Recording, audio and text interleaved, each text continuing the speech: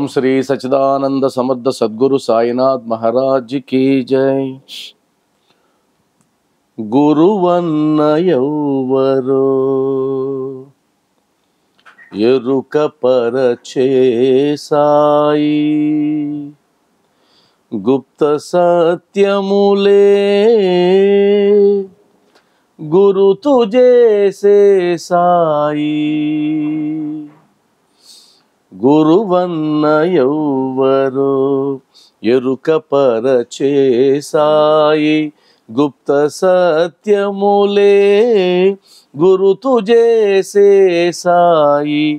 చీమలో బ్రహ్మలో జీవరాశులలో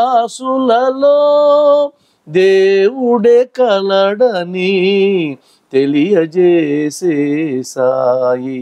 గురువన్న ఎవ్వరో ఎరుక పరచే సాయి.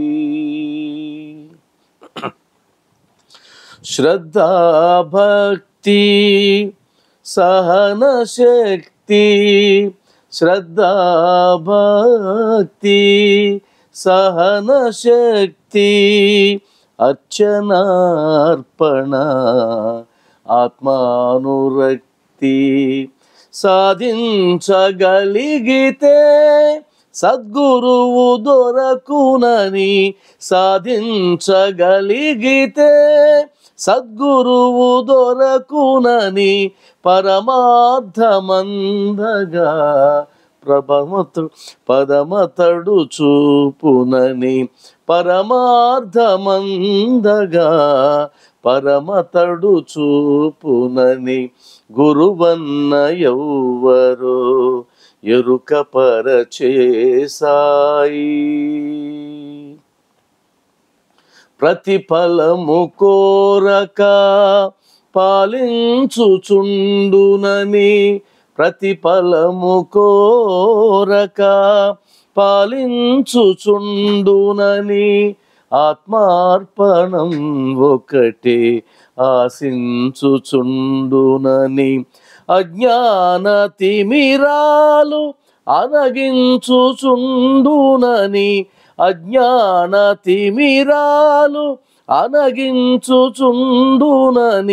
అతని సేవించితే బ్రతుకే ధన్యమని, అతని సేవించితే బ్రతుకే ధన్యమని. గురువన్న ఎవ్వరో ఎరుక పరచే సాయి. పరుల దూషించుట పాపకర్మమని, పరుల దూషించుట పాపకర్మమని, తన తప్పులెరుగుట ధర్మ సూక్ష్మమని, అరుదైన పుణ్యమున నరజన్మ దొరకునని, అరుదైన పుణ్యమున నరజన్మ దొరకునని, సాయినాథుని కొలువ సార్థకత కలుగునని, సాయినాథుని కొలువ సార్థకత కలుగునని. గురువన్న ఎవ్వరో ఎరుక పరచే సాయి, గుప్త సత్యములే గురుతు చేసే సాయి. గురువన్న ఎవ్వరో ఎరుక పరచే సాయి.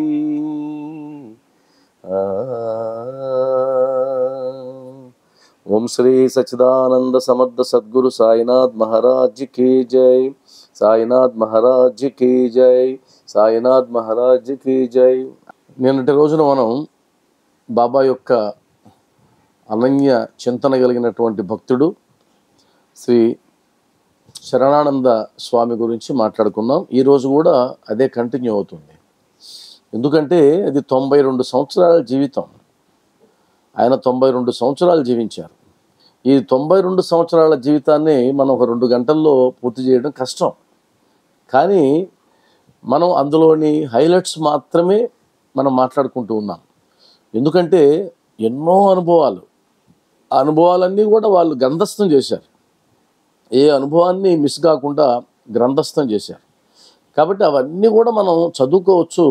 మాట్లాడుకునేటప్పుడు ఏవైతే అందరికీ ఉపయోగపడతాయో, మన సాధనకు ఉపయోగపడతాయో వాటిని మాత్రమే మనం చర్చించుకుంటూ ఉంటున్నాం. కాబట్టి ఏది మాట్లాడుకున్నా మనం క్లుప్తంగానే మాట్లాడుకుంటున్నట్టు అర్థం. మనకేమో గంటలు జరిగిపోతున్నాయి కానీ అది కూడా మనం క్లుప్తంగానే మాట్లాడుకుంటున్నాం. వాస్తవానికి విశాలంగా మాట్లాడుకోవడం లేదు. అందువల్ల ఒక భక్తుని యొక్క చరిత్ర మనం చదివినప్పుడు కానీ లేదా తెలుసుకున్నప్పుడు కానీ బాబావారు ఆ భక్తుని ద్వారా ఏదైతే సందేశం ఇచ్చారో ఆ సందేశం మన జీవితానికి ఏమన్నా ఉపయోగపడుతుందా అనేటువంటి దృక్పథంతో మనం ఏ గ్రంథమైనా చదవాలి. ఉదాహరణకి గ్రంథాలన్నీ కూడా వారి వారి అనుభవాలని ఆ గ్రంథంలో రాస్తారు. మరి ఆ అనుభవాలు మనకెలా ఉపయోగపడతాయంటే మనం కూడా అదే క్రమంలో, అదే మార్గంలో, అదే బాబా బాటలో ఉన్నాం కాబట్టి మనకు కూడా అవి వర్తిస్తాయి ఖచ్చితంగా. అయితే 100% వర్తిస్తాయంటే వర్తించకపోవచ్చు. ఎందుకంటే ఆ భక్తుడి యొక్క స్థాయి వేరుండొచ్చు, మన స్థాయి వేరుండొచ్చు. స్థాయి మారుతూ ఉంటుంది.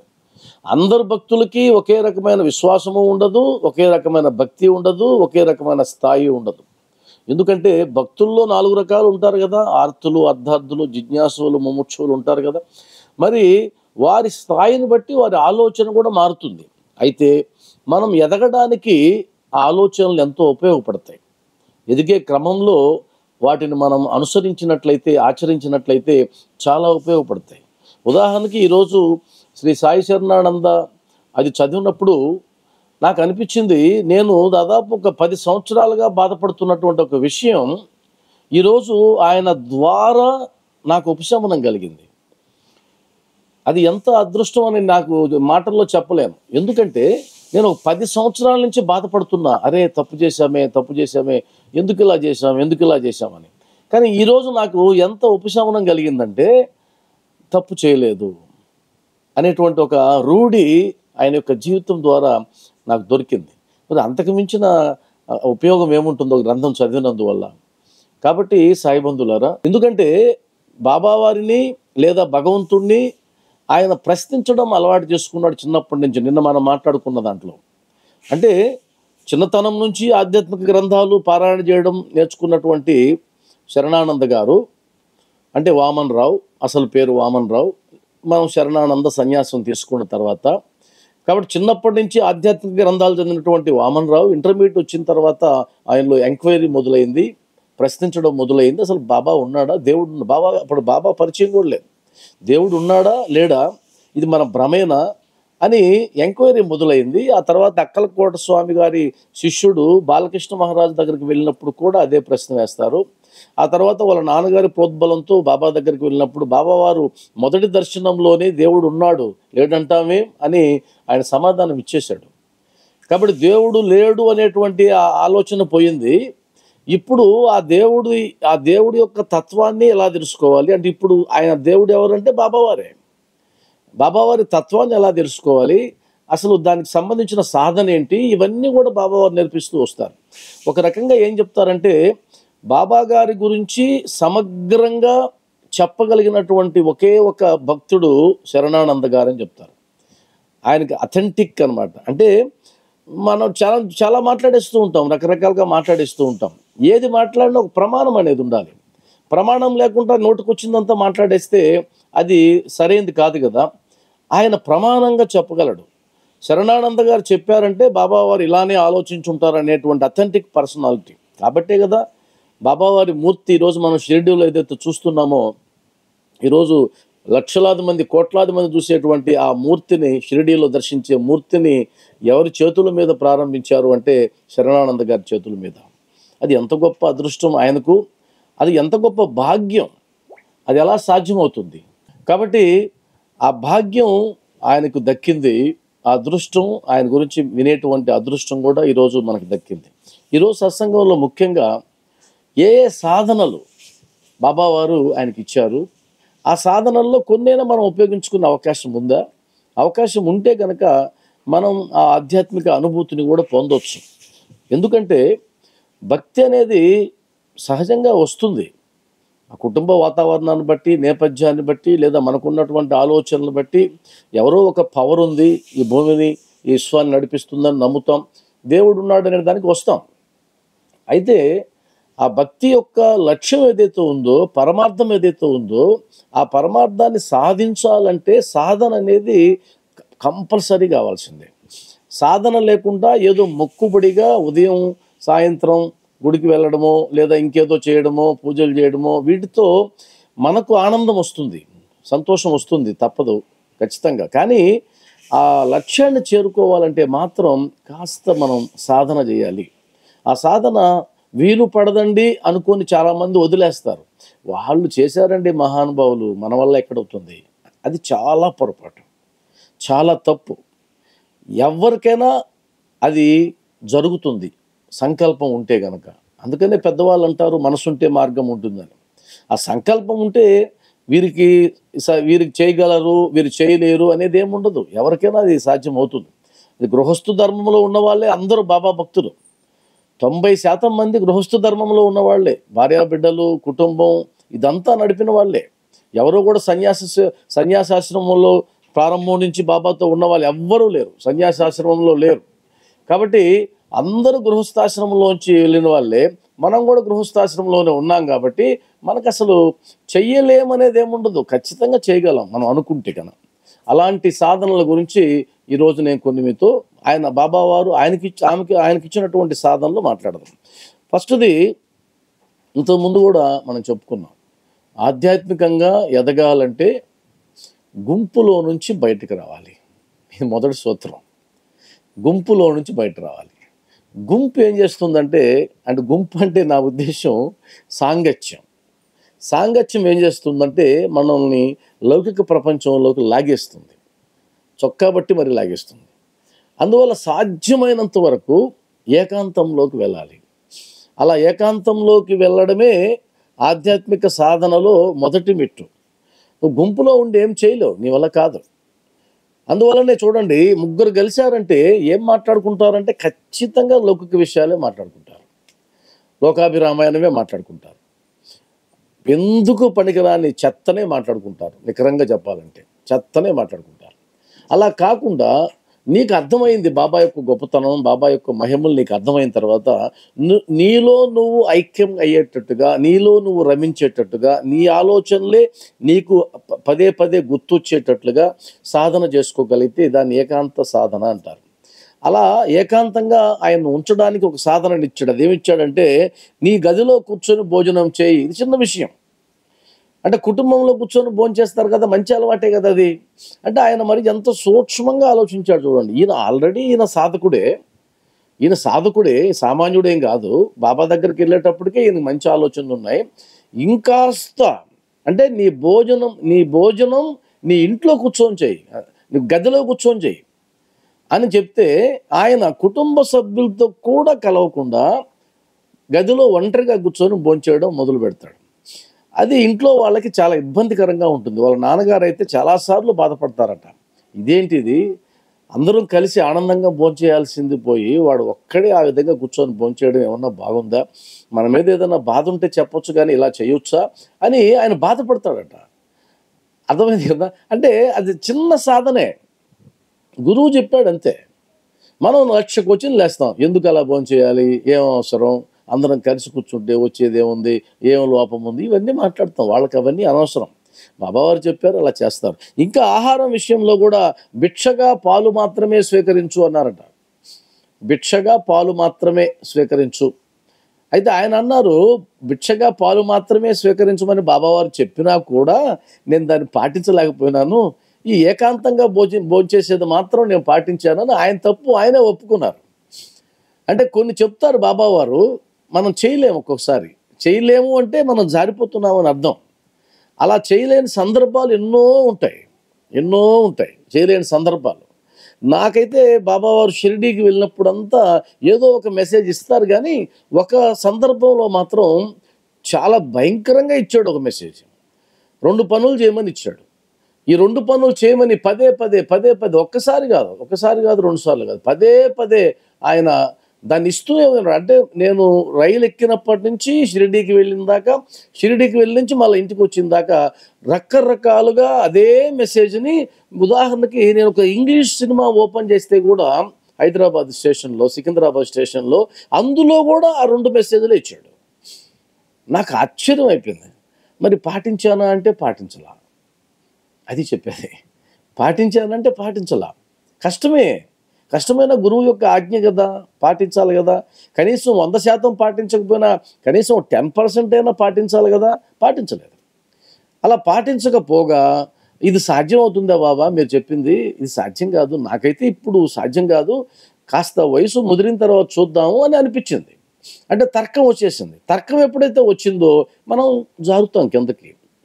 తర్కం పక్కన పెట్టేసేయాలి. బాబావారు ఏం చెప్తే అది. నీ కొరకు ఇచ్చినటువంటి ప్రత్యేకమైన సాధనని నువ్వే మిస్ చేసుకుంటే ఎలా? నువ్వు మిస్ చేసుకోవడానికి లేదు అనేది అక్కడ మీరు అర్థం చేసుకోవాల్సినటువంటిది. కాబట్టి సాయిబంధులారా, ఆయన ఇచ్చిన సాధనలో ఒకటి ఏకాంతంగా భోంచేయి. ఎందుకంటే భవిష్యత్తులో ఆయన సన్యాసం స్వీకరిస్తారన్న విషయం ఈయనకు తెలియదు కానీ బాబావారికి తెలుసు. బాబావారికి తెలుసు. ఆయన భవిష్యత్తులో ఏం జరగబోతుందో ఆయన తెలుసు కాబట్టి ఆయన మొదటి నుంచే ప్రిపేర్ చేస్తున్నాడు. సన్యాసం అంటే ఏంటి? ఏకాంతం అంతే. ఏ సాంగత్యం లేకుండా అన్ని సాంగత్యాలని వదులుకొని వెళ్ళేది కదా అది. కాబట్టి అన్ని సాంగత్యాలని వదులుకొని వెళ్ళేటువంటి ఆ సన్యాసానికి వెళ్ళబోతున్నాడు కాబట్టి ఇప్పటి నుంచే గురువు తన బిడ్డని ఆయన రెడీ చేసుకుంటూ వెళ్తున్నాడు. ఇదొక సాధన, గుర్తుపెట్టుకోండి. ఎప్పుడైనా సరే మనం బాబావారి యొక్క సంపూర్ణ అనుగ్రహాన్ని చవి చూడాలి అని అనుకుంటే గనక సాధ్యమైనంత వరకు ఏకాంతంలో గడపడం అన్నది చాలా ముఖ్యమైనటువంటి విషయం. అంటే బాధ్యతలను విస్మరించైతే కాదు, ఎందుకంటే మనం గృహస్థాశ్రమంలో ఉన్నాం కాబట్టి. ఆశ్రమం మారితే అది వేరే సంగతి. గృహస్థాశ్రమంలో ఉంటూనే ఎంతవరకు అవసరమో అంతవరకు మాట్లాడవచ్చు, ఎంతవరకు మనం సాంగత్యం అవసరమో అంతవరకు ఉండొచ్చు. మితిమించి ఉండకూడదు, మితిమీరి ఉండకూడదు. అందువల్ల ఆ మితి అనేది ఒకటి ఉంటుంది. ప్రతిదానికి మితి ఉంటుంది. ఎక్కడైతే అతి మొదలవుతుందో అక్కడే భ్రష్టత్వం మొదలవుతుంది. ఏ విషయంలోనైనా సరే. అంటే చిన్నది నుంచి పెద్ద వరకు అతి ఎందులోనూ పనికిరాదు. శాస్త్రం నిర్దేశించింది అతి సర్వత్రా వర్జయేత్. ఎందులోనూ అతి పనికిరాదు. చివరికి బిడ్డల్ని ప్రేమించడంలో కూడా అతి పనికిరాదు. అతిగా నువ్వు బిడ్డల్ని ప్రేమించావంటే ఏదో ఒక రోజు నువ్వు బాధపడాల్సి వస్తుంది. నువ్వు అతిగా డబ్బు మీద వ్యామోహం పెంచుకున్నావంటే ఏదో ఒక రోజు నువ్వు బాధపడాల్సి వస్తుంది. అతిగా ఏది చేసినా సరే ఏదో ఒక రోజు నీకు వచ్చేటువంటి ఫలితం దుఃఖం మాత్రమే, ఇంకొకటి కాదు. మరి అతి స్థానంలో మితి అని ఒకటి ఉంటుంది. చేయాలి, ఎంతవరకు చేయాలో అంతవరకు చేయాలి. ఇది ఎవరైతే గ్రహించగలరో వారే జీవితంలో సుఖశాంతులతో ఉండగలరు. చాలామంది అతి చేస్తుంటారు. మనకే అనిపిస్తుంటుంది చాలా ఓవర్ చేస్తున్నారండి అనేస్తుంటాం మనం. చాలా ఓవర్. ఎక్కడ ఓవర్ ఉంటుందో అక్కడ ఇమ్మీడియట్గా కట్ అయిపోతుంది. సంబంధం కూడా కట్ అయిపోతుంది. అంటే ఒకరితో మీరు ఓవర్గా సాంగత్యం పెట్టుకుంటే కొద్ది కాలం తర్వాత మీరు సంవత్సరాల పాటు మాట్లాడుకోకుండా వెళ్ళేటువంటి పగా శత్రుత్వాలు పెరిగిపోతాయి. అలా కాకుండా ఎంతవరకు ఉండాలో అంతవరకు ఉన్నట్లయితే కనుక సంతోషంగా ఉండగలం. కాబట్టి మితి అనేది చాలా ముఖ్యం. ఏకాంతంలో ఉండాలి, అది కూడా అతిగా ఉండకూడదు, మితంలోనే ఉండాలి. సాంగత్యం ఉండాలి, మితంగా ఉండాలి. బాధ్యతలు చేయాలి, బాబా మీద భారం వేసి ఆ బాధ్యతలను కూడా నిర్వర్తించాలి. కాబట్టి ఇది ఆయనకి మొట్టమొదట ఇచ్చినటువంటి సాధన. గుర్తుపెట్టుకోండి ఆ సాధనని. రెండవ సాధన, అసలు ఈయన డైలమాలో ఉన్నాడు. డైలమా అంటాం కదా మనం. అంటే ఇది చేయాలన్నా అది చేయాలన్నా, ఇటువైపు వెళ్ళాలన్నా అటువైపు వెళ్ళాలన్నా, ఇవి చాలామంది సాధకులకు వచ్చేటువంటి అనుమానం.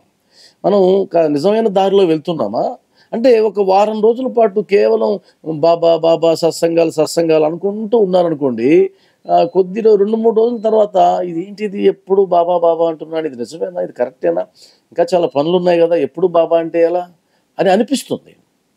అలా ఖచ్చితంగా అనిపిస్తుంది. ఆ డైలమా, ఈ డైలమా ఎంతవరకు ఉంటుందంటే నా జీవితం ఈ విధంగా ఉండవలసిందే అని మనం నిర్ణయించుకునేదాకా డైలమా ఉంటుంది. ఇప్పుడు నా వరకు నా పర్సనల్ వ్యక్తిగత విషయాల్లో కూడా ఈ డైలమా ఉంది, కొనసాగుతూ ఉంది. నేను ఉపాధ్యాయుడిగా ఉండాలి, సైకాలజిస్ట్గా మోటివేషన్ క్లాసెస్ నిర్వహించాలి, సాయితత్వ ప్రచారకుడిగా సత్సంగాలు చెప్పాలి, కుటుంబ బాధ్యతలు తీసుకోవాలి. ఇన్ని రకాలైనటువంటి బాధ్యతలు ఉన్నాయి. ఇందులో కుటుంబ బాధ్యతల వరకు నా భార్యకి ఇచ్చేసా, ఆమె చూసుకుంటుంది హాయిగా. అందులో నేను జోక్యం చేసుకోను. నన్ను అసలు అడగను కూడా అడగరు, అంతా వాళ్ళదే, నాకేం సంబంధం ఉండదు. టీచర్ ఉద్యోగం తప్పదు కాబట్టి అది చేయాలి. నాకు ఎక్కడ డైలమా వచ్చిందంటే, నేను క్లాసులకు వెళ్ళాలన్నా సత్సంగాలు చెప్పాలన్నా రెండు చేయాలి, లేకుంటే జరిగే అవకాశం లేదు. రెండు అంటే రెండు పడవల మీద కాలు పెట్టాలి. రెండు పడవల మీద కాలు పెట్టినప్పుడు రెండింటికి న్యాయం చేయలేము. ఇది దాదాపు ఒక 15 సంవత్సరాల నుంచి జరుగుతూనే ఉంది. బాబావారు ఎప్పుడు నాకు సరైనటువంటి మార్గనిర్దేశం ఇస్తాడో తెలియడం లేదు. మరి ఆయన ఇచ్చినంత వరకు నేను ఎదురు చూడాల్సిందే కదా. అందువల్ల నేను బ్యాలెన్స్ చేసుకుంటూ వెళ్తున్నాను. ఈయనకు కూడా అదే విధమైన బ్యాలెన్సింగ్ చేయాల్సినటువంటి అవసరం వచ్చింది. రాజకీయాల్లోకి వెళ్ళాలని కోరికుంది, ఆధ్యాత్మికంగా ఇలా సాధన చేయాలని, భగవంతుని దర్శించాలని కోరికుంది. ఈ రెండూ ఉన్నాయి. కాబట్టి ఒక సందర్భంలో బొంబాయిలో కాంగ్రెస్ మహాసభలు జరుగుతున్నాయి. అప్పుడు నేను కాంగ్రెస్ మహాసభలకి వెళ్ళాలన్నా లేదా షిరిడీకి వచ్చి బాబాతో 4 రోజులు గడపాలన్నా, బాబావారు ఏది చెబితే అదే నా లక్ష్యం అని నిర్ణయించుకున్నాడు. అంటే ఇటు లౌకికంగా, రాజకీయంగా పదవులు ఆశించడం అనేది అది ముఖ్యమా, నాకు ఆధ్యాత్మికంగా బాబాతో ఉండడం ముఖ్యమా అనేది తేల్చుకోలేని పక్షంలో ఈయన కాకాసాహెబ్ దీక్షిత్కి ఉత్తరం ద్వారా రాసి నాకు ఏది సరైనదో, బాబావారు ఏది నిర్దేశిస్తారో దానిని నాకు తెలియజేయండి అని అడుగుతాడు. ఇప్పుడు బాలుని తీసుకెళ్ళి బాబావారి కోర్టులో వేసేసాడు. ఇప్పుడు ఏమవుతుంది, ఆయన కేవలం ఆధ్యాత్మికంగానే చెప్తాడని ఏం లేదు, చాలామందికి చెప్పాడు వద్దని కూడా. చాలామందికి చెప్పిన సందర్భాలు కూడా ఉన్నాయి. అంటే బాబావారు నీకు ఏదైతే సరైనదో అది మాత్రమే చెప్తారు.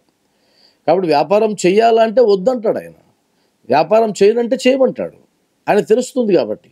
అందువల్ల బాబావారైతే నిర్దేశిస్తారనే ఉద్దేశంతో కాకాసాహెబ్ దీక్షిత్కి ఆయన రాస్తే అప్పుడు ఆయన నిర్దేశిస్తాడు ఏమనంటే షిరిడీకి రమ్మని. నిర్దేశించడం కాకుండా ఆశీర్వదించి మరీ పంపిస్తాడు, ఆశీర్వదించి. కాబట్టి మనం జీవితంలో ఒక డైలమా వచ్చినప్పుడు, ఇది చెయ్యాలా ఇది చేయకూడదా అనేటువంటి డైలమా వచ్చినప్పుడు మనం చేయాల్సిన పని ఏంటంటే బాబా మీద భారం వేసి బాబా నాకు దిశానిర్దేశం చేయండి, మార్గనిర్దేశం చేయండి అని కానీ మనం ప్రాధేయపడినట్లయితే అప్పుడు ఖచ్చితంగా బాబావారు మనకు సూచిస్తారు. ఆయన ఏదైతే సూచించారో అటువైపు వెళ్ళిపోవడమే. దీనికే కొంతమంది చీట్లు వేస్తారు, చీటీలు వేసినప్పుడు మంచిదే, కానీ శ్యామగౌడ వేస్తాడు సచ్చరిత్రలో, శ్యామగౌడ ఆ పని చేస్తాడు, చాలామందికి అలవాటు ఉంటుంది. కానీ అవి చేసేటప్పుడు ఒక జాగ్రత్త తీసుకోవాల్సింది ఏంటంటే, ఒక్కసారి చీటీ వేసిన తర్వాత బాబావారి నిర్ణయం ఏదైతే వస్తుందో అది తుది నిర్ణయంగా భావించేటువంటి ఆ విశ్వాసం ఉంటేనే వేయాలి. ఆ విశ్వాసం లేకపోతే కనుక దాని జోలికి కూడా వెళ్ళకూడదు. కాబట్టి చీట్లు వేసేటప్పుడు చాలా జాగ్రత్త. అంటే నిర్ణయం బాబావారు నాకు చెప్పరు, నేను తెలుసుకోలేను అనుకున్నప్పుడు మాత్రమే చీట్లు వేస్తాం. వాస్తవానికైతే నీ అంతరు అని చెప్తూ ఉంటుంది. నేనైతే చీట్ల మీద నేను ఎప్పుడు ఆధారపడను. నేను అసలు వేయను కూడా. ఒకసారి వేశాను, నేను దెబ్బతిన్నానంటే బాబాని అనడం కాదు, నేను పొరపాటు చేశాను, అందువల్ల నేను ఎప్పుడు చీట్లు వేయను. నేను దేని మీద డిపెండ్ అవుతానంటే, బాబా నాకు ఇది రైటో రాంగో అది నువ్వు నాకే తెలియజేయి, డైరెక్ట్గా నా ఆలోచనల ద్వారా తెలియజేయి అని నేను వేడుకుంటాను. ఖచ్చితంగా ఆయన ఆ సమయం వచ్చేటప్పటికి ఏదో ఒక రూపంలో ఆయన తెలియజేస్తాడు. నాకు ఎక్కువగా నిద్ర లేచిన తర్వాత వెంటనే వచ్చే ఆలోచన బాబావారు ఇచ్చింది అయి ఉంటుంది. నేను ఒకవేళ మనం తపన పడి బాబా ఏం అర్థం కావడం లేదు, ఏం చేయాలయ్యా అని చెప్పి అనుకుంటూ పడుకున్నాం అనుకోండి, నిద్ర లేయగానే నీకు సమాధానం ఆయన ఇచ్చేస్తారు. 100% నాకైతే నా జీవితంలో జరిగింది. ఎందుకంటే దీని వెనక ఒక సైంటిఫిక్ మెథడాలజీ కూడా ఉంది. అదేంటంటే, మనం నిద్రపోయేటప్పుడు ఈ జాగ్రత్తావస్థలోంచి, స్వప్నావస్థలోంచి, సుషుప్తంలోంచి తురియంలోకి వెళ్ళిపోతాం. అది ఫైనల్ స్టేజ్. అంటే ఇంగ్లీష్లో చెప్పుకున్నా కూడా 3 రకాల మైండ్ స్టేటస్ చెప్తారు. కాన్షియస్ మైండ్ అని, సబ్ కాన్షియస్ మైండ్ అని, సూపర్ కాన్షియస్ మైండ్ అని అంటారు. నా ఉద్దేశంలో సూపర్ కాన్షియస్ మైండ్ అంటే దాన్ని యూనివర్సల్ మైండ్ అంటారు. ఆ యూనివర్సల్ మైండ్ అంటే భగవంతుడని నా ఉద్దేశం. అందువల్ల నువ్వేదైనా ఒక కోరికను గనక పడుకునే ముందు ఒక 10-15 నిమిషాలు నువ్వు గన ఆలోచనల ద్వారా వదిలేస్తే దాన్ని గనక అది యూనివర్సల్ మైండ్ని చేరుకుంటాయి. యూనివర్సల్ మైండ్ ద్వారా నీకు సమాధానం వస్తుంది. అంటే మనం ఏ విధంగా అయితే శాటిలైట్కి వెళ్ళిపోయి శాటిలైట్ నుంచి మనకి ఎలా సిగ్నల్ వస్తుందో యూనివర్సల్ మైండ్ తీసుకుంటుంది, దాన్ని తీసుకుని నీకు అది ఏర్పాటు చేస్తుంది. అలా ఎన్నో సంఘటనలు. ఆ యూనివర్సల్ మైండ్ మ్యాజిక్ సామాన్యంగా ఉండదు. అందువల్ల ఎప్పుడైనా సరే బాబా నుంచి ఏదైనా సమాధానం కోరేటప్పుడు అలా కోరడం ఒక పద్ధతి, అది నాకు అలవాటైనటువంటి పద్ధతి. చిట్లు వేయడం ఒక పద్ధతి. డైలమా ఉంటే డైలమాలోంచి బయటపడాల్సినటువంటి బాధ్యత బాబా వారిదే. కాబట్టి ఆయన ఏదో ఒక రూపాన్ని ఎంచుకుంటాడు. కాబట్టి ఆయనకు మార్గనిర్దేశం చేశాడు, కాంగ్రెస్ మహాసభలకి వద్దు, షిరిడీకి రమ్మని. అదేవిధంగా మరొక సాధన, 2 సాధనలు అయినాయి. 3వ సాధన ధ్యానం చేసేవాడు. ఆయన ధ్యానం చేసేటప్పుడు సగుణోపాసన చేసేవాడు. సగుణోపాసన అంటే మనం ఏ విధంగా అయితే బాబా యొక్క రూపాన్ని ధ్యానం చేస్తామో ఆయన కూడా బాబా యొక్క రూపాన్ని. ఇప్పుడైనా మనకు పాలరాతి విగ్రహం గుర్తొస్తుందేమో కానీ వారికి అలాంటి అగత్యం లేదు. ఎందుకంటే వాళ్ళు బాబాని నేరుగా ప్రత్యక్షంగా చూసేవాళ్ళు. కాబట్టి ఆయన ద్వారకామయిలో ఉన్నప్పుడు దూరంగా కూర్చొని మెట్ల మీద కూర్చొని కళ్ళు మూసుకున్నా కూడా బాబా వారు కనిపిస్తూ ఉంటారు కదా. అది వాళ్ళ అదృష్టం. అది వాళ్ళు చేసుకున్న పుణ్యమో అదృష్టమో ఏదో, మనకు ఆ పుణ్యం లేదు. అందువల్ల ఆ ధ్యానంలో బాబా యొక్క సగుణ స్వరూపాన్ని చూడడం అలవాటైంది. ఒకానొకప్పుడు ఆయన అనుకున్నాడు, సగుణ స్వరూపాన్ని కాదు, నేను నిర్గుణ స్వరూపాన్ని చూడాలి. నిర్గుణ స్వరూపం అంటే నిరాకారం. అసలు నిరాకారం అంటే ఆకారం లేదు. ఆకారం లేనిదాన్ని నువ్వెలా ఊహించుకుంటావు? ఇది చాలా కష్టమైన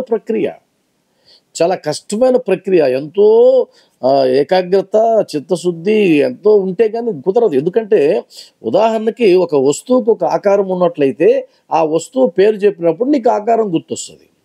అరటిపండు అన్నాం అనుకోండి, అరటిపండు నీకు షేప్ గుర్తొస్తుంది. ఇప్పుడు అరటిపండు ఎలా ఉంటుందో తెలియకుండా ఒక శబ్దం ఏదో చేశారనుకోండి, అది ఎలా ఉంటుందో తెలియదు నీకు. వస్తువు నీకు ఎలా కనిపిస్తుంది? కనిపించదు. కాబట్టి నిరాకారం, నిర్గుణ స్వరూపాన్ని ధ్యానం చేయడం చాలా కష్టం. కానీ మన సచ్చరిత్రలో కూడా ఏం చెప్పిందంటే సగుణంలో నుంచి నిర్గుణంలోకి వెళ్ళాలి, సాకారంలో నుంచి నిరాకారంలోకి వెళ్ళాలని చెప్పారు. మొదటేమో సాకార స్వరూపాన్నే, ఒక విగ్రహాన్ని లేదా ఒక మూర్తిని చేయాలి. ఆ తర్వాత నిదానంగా నిరాకారంలోకి వెళ్ళాలి. ఒక ఆకారానికి పరిమితం కాకూడదని మనకు సచ్చరిత్రలో కూడా చెప్పింది. ఇదే విధంగా మనకు ఈయన యొక్క అనుభవంలో కూడా చెప్పారు. ఆ తర్వాత నేను చేసేది రైటా కాదా అనేటువంటిది ఉంటుంది కదా. ఆయనకి ప్రశ్నించే స్వభావం. ఎందుకని ప్రశ్నించే స్వభావం అంటే వాళ్ళ నాన్నగారు అంటారట, వీడు వకీలు, వీడు లాయర్, వీడు ప్రతిదాన్ని ప్రశ్నించడం అలవాటు అయిపోయింది అని చెప్పి భయపడేవాడు. మీరు బాబా దగ్గరికి వెళ్ళినప్పుడు, నాయన నువ్వు కాస్త ఒళ్ళు దగ్గర పెట్టుకోరా, నువ్వు వచ్చి బాలకృష్ణ మహారాజు కాడ మాట్లాడినట్టు బాబా దగ్గర మాట్లాడొద్దు, ఎందుకంటే నీకు ప్రతిదీ ప్రశ్నించడం, అందువల్ల బాబాతో మాత్రం అలా చేయొద్దు, ఆయన గురించి నీకు తెలియదని చెప్పి నచ్చజెప్పి షిరిడి పంపిస్తాడట. కాబట్టి ప్రతిదీ నీకు ప్రశ్నించడం అలవాటు అయిపోయింది కదా. అందువల్ల నేను చేసేది కరెక్టా కాదా అనే డైలమాలో ఉంటే, అంటే అర్థం ఏంటంటే బాబా నాకు ఏదో రూపంలో సందేశం ఇవ్వు, అదే ఆయన తపన. నాకు తెలియడం లేదు, నువ్వు సందేశం ఇవ్వు, ఏదో ఒక రూపంలో నాకు సందేశం ఇవ్వు అని చెప్తే, అప్పుడు బాబా వారు ఏం చేస్తారంటే ఒక ఒక జాంకాయనిచ్చి, ఆయన జాంకాయ సందర్భమే ఉండదు, దానికి దీనికి సంబంధమే ఉండదు. జాంకాయ ఇచ్చి ఏమంటాడంటే ఆయన అన్నాడు, తీసుకో పైకి పచ్చిగా ఉన్నట్లు అనిపించినా లోపల మధురంగా ఉంటుంది అన్నాడు. తీసుకో, పైకి పచ్చిగా ఉన్నట్టు కనిపించినా లోపల మధురంగా ఉంటుంది అన్నాడు. అక్కడ ఉండే వాళ్ళకి ఏమర్థం అవుద్ది? జాంకాయ గురించి ఎందుకు బాబా వారు ఎలా వర్ణిస్తున్నారే అని అనుకుంటారు. కానీ అసలు విషయం మన శరణానంద గారే తెలుసు, వామన్ రావు తెలుసు. ఎందుకంటే జాంకాయకి సంబంధించి కాదు అది. ఆయన చేసేటువంటి ఆ నిరాకార ధ్యానం గురించి మాట్లాడుతున్నారు.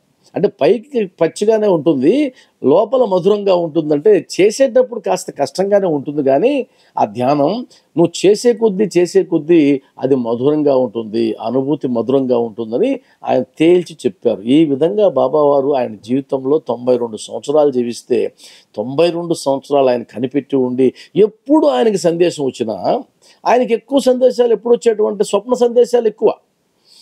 ఆ మహానుభావుడికి బాబావారు ఇచ్చిన ప్రతి సందేశం దాదాపుగా 90% అన్నీ స్వప్న సందేశాలే. కల్లో వస్తాయి, కల్లో వచ్చిన తర్వాత ఇది నిజమా కాదా అనుకుంటాడు, తపన పడతాడు, వెంటనే బాబావారు నిరూపణ చేస్తారు. ఆ విధంగా ప్రతిదీ. అందువల్ల ధ్యానం చేసేటప్పుడు ఆయన స్థాయి పెరిగిందని అర్థం. అంటే ఆకారం నుంచి, ఆ సాకారం నుంచి ఆ నిరాకారానికి వెళ్ళాడు. ఇంకొక గమ్మత్తైన విషయం ఏంటంటే, చాలామందికి బాబావారు మంత్రోపదేశం చేశారు. మన సచ్చరిత్రలో కూడా ఉంది, మంత్రోపదేశం చేశారు మహిళకి. ఈయనకు మంత్రోపదేశం అద్భుతమైనటువంటి మంత్రోపదేశం. అది కూడా ఇక్కడ స్వప్నంలో, నేరుగా కాదు, స్వప్నంలో మాకు మంత్రం ఇచ్చినాడు. ఇది మంత్రం ఇచ్చాడు, ఈ మంత్రాన్ని నువ్వు చేసుకోమని చెప్పాడు. ఈయనకి అర్థమైంది అది స్వప్నమే కదా అని కొట్టిపారేయచ్చు. ఎందుకంటే స్వప్నంలో ఏదైనా మంచి మంత్రం ఇస్తే ఓకే, కానీ ఈయనకి ఇచ్చిన మంత్రం కొద్దిగా వెరైటీగా ఉండే మంత్రం ఇచ్చాడు. ఆయన ఇచ్చిన మంత్రం ఏంటంటే, గుర్రం గుర్రం అంటూ ఉండు, గుర్రం మీద కూర్చోవడం కావాలి, ఇది మంత్రం. గుర్రం గుర్రం అంటూ ఉండు. అసలు మనకు కానీ నిజంగా నీ కళ వస్తే, బాబావారు వచ్చిన కళ్ళలో కనిపించి, రే నీకు మంత్రం ఇస్తున్నాను రా, గుర్రం గుర్రం గుర్రం అంటూ ఉండంటే నిజంగా మనం చేస్తామా? మన పిచ్చి అనుకోనో లేదు ఇంకేదో అనుకొని వదిలేస్తాం దాన్ని. గుర్రం మంత్రం ఏంది బాబా, నన్ను ఆట పట్టిస్తున్నావు అంటాడు. కానీ మహానుభావుడు ఆ గుర్రం గుర్రమనే చేసినాడు, గుర్రం గుర్రం అనే చేసినాడు. మరి ఎందుకు ఇచ్చినాడో తెలియదు ఆ మంత్రం, అదే చేసినాడు. ఆ తర్వాత ఇచ్చి మరలా కాకాసాహెబ్ దీక్షిత్ ద్వారా ఈయన మరలా కామ్గా ఉండడు కదా, ఈయన నాకు గుర్రం గుర్రం అనే మంత్రాన్ని స్వప్నంలో ఇచ్చాడు, ఇది నిజమా అంటే ఖచ్చితంగా నీకు అది చేయమని చెప్పాడు, కంటిన్యూ చేయమన్నాడు అని చెప్పి మళ్ళీ ఆయన ద్వారా ఆశీర్వాదం వచ్చింది కాకాసాహెబ్ దీక్షిత్ ద్వారా.